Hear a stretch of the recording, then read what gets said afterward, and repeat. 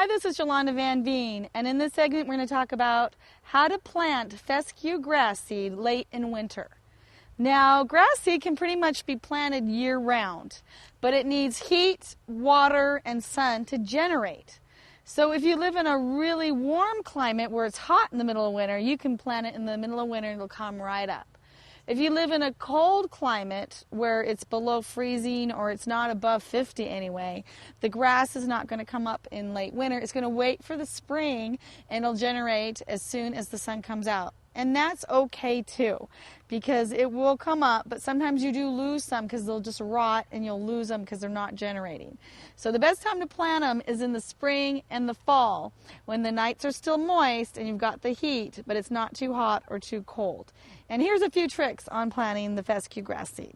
So if you have a bad rocky area or this is just hard clay, nothing's going to grow. You can put grass seed down, it's not going to do anything.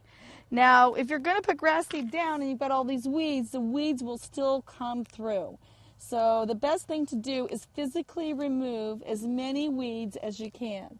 You can put Roundup on it, but I don't like chemicals in any way, and usually it won't address the whole issue. You've got to get rid of the weeds. Once you've gotten rid of the weeds, then put some good compost or potting soil is best.